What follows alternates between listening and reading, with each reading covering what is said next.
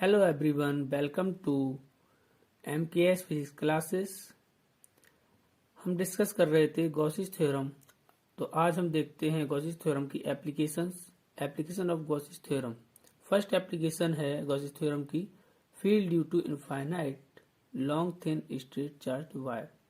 हमारे पास एक infinite long thin straight wire है जो पॉजिटिवली चार्ज्ड है।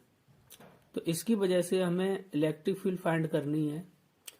तो हम क्या करेंगे, जिस पॉइंट पर हमें इलेक्ट्रिक फील्ड फाइंड करनी है उस पॉइंट से पास होता हुआ एक गॉसियन सरफेस ड्रॉ कर लेते हैं।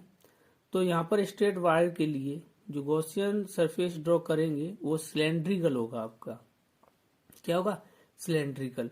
अब सिलेंड्रिकल जो ये शेप है, इसके दो पार्ट से हम इलेक्ट्रिक फ्लक्स पास करेंगे। This is a curve surface, इस कर्व सरफेस से, और this is a flat surface से। तो क्या राइट डाउन करेंगे हम? Consider an infinite long thin straight wire with uniform linear charge density lambda. इसकी जो लीनियर चार्ज डेंसिटी है वो क्या है? लैम्डा। और लैम्डा को क्या लिखते हैं हम? Equal to Q upon L.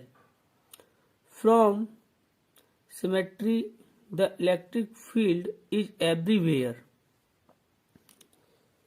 radial in the plane cutting the wire normally, and its magnitude only depends on the radius distance r। तो इस infinite long thin straight wire से जो पॉइंट है उसकी डिस्टेंस क्या है? Small R. तो इस सिलेंडर की जो रेडियस होगी वो क्या आ जाएगी? Small R. और हम कंसीडर कर रहे हैं कि ये एक सिलेंडर है और इस सिलेंडर की लेंथ जो है वो क्या है हमारी? एल। तो हम जो इलेक्ट्रिक फ्लक्स पास करेंगे इस गॉसियन सरफेस से, तो कर्व सरफेस से करेंगे और फ्लैट सरफेस से करेंगे। तो यहीं पर हम देख लेते हैं, अगर यहाँ पर एक स्मॉल एक एलिमेंट्स ले लिया हमने, तो यहाँ पर डी वेक्टर ए और वेक्टर ए की डायरेक्शन क्या होगी? सेम। और यहाँ पर भी क्या होगी? यहाँ पर देखिए, यहाँ पर डी वेक्टर ए इधर होगा और वेक्टर ई इधर होगा। तो इसके लिए भी सिमिलरली वही कंडीशन होगी, डी वेक्टर ए वेक्टर ई। यहाँ पर डी वेक्टर ए होगा क्योंकि हम एक स्मॉल एलिमेंट्स ले रहे हैं तो यहाँ पर क्या होगा? डी वेक्टर ए। यहाँ पर भी क्या होगा? डी वेक्टर ए। यहाँ पर भी क्या होगा? D vector A. तो देखिए, इससे पास होने वाला हमारा इलेक्ट्रिक फ्लक्स क्या होगा? Vector E dot D vector ए। इससे पास होने वाला क्या होगा? Vector E dot vector A. Flat surface के लिए जो एंगल है वो कितना है? 90। और इसके लिए कर्व सरफेस के लिए जो एंगल है वो कितना है? 0। तो हम total electric flux passing through the Gaussian surface phi E equal to क्या नोट करेंगे? Close integration vector E dot D vector A. तो फाई ई इक्वल टू क्या होगा? एक तो होगा कर्व सरफेस के लिए और एक होगा फ्लैट सरफेस के लिए। तो क्या लिखेंगे? क्लोज सरफेस ए पॉइंट पर vector E dot D vector A plus close integration vector E dot D vector A B point पर plus C close integration vector E dot D vector A B C. ये कहाँ के point हैं वो हम देखते हैं। ए पॉइंट, बी पॉइंट और सी पॉइंट, इनके हमने इलेक्ट्रिक फ्लक्स सम किए हैं और इनका क्या क्या है? इंटीग्रेशन। तो इंटीग्रेशन करने से क्या है? इसके इस फ्लैट सरफेस से और इस फ्लैट सरफेस से और इस क्या बोलते हैं कर्व सरफेस से जो इलेक्ट्रिक फ्लक्स पास हो रहा है वो रिप्रेजेंट कर रहे हैं।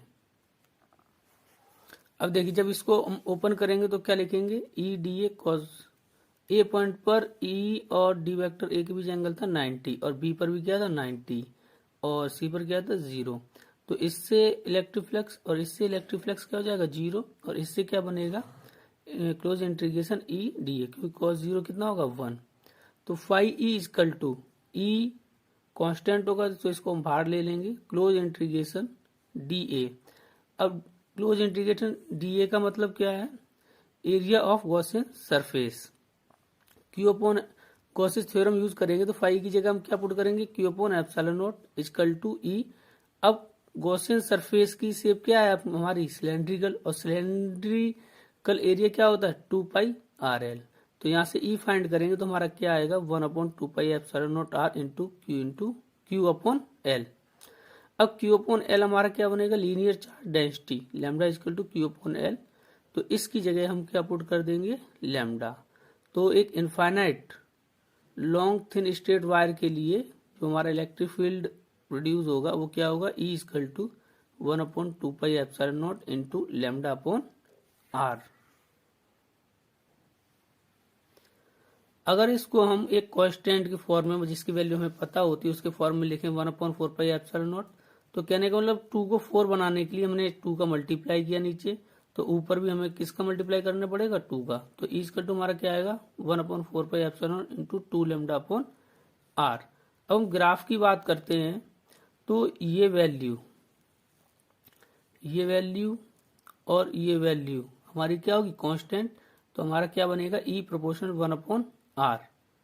तो इसका जो ग्राफ आएगा वो इस तरीके से आएगा कि जब हम r को इंक्रीज करेंगे तो ई क्या होगा डिक्रीज, r को डिक्रीज करेंगे तो ई क्या होगा इंक्रीज। तो यहाँ पर देख सकते हैं जैसे जैसे यहाँ से देखिए ई को हम इंक्रीज कर रहे हैं तो सॉरी आर को जब हम इंक्रीज कर रहे हैं तो ई हमारा क्या हो रहा है डिक्रीज।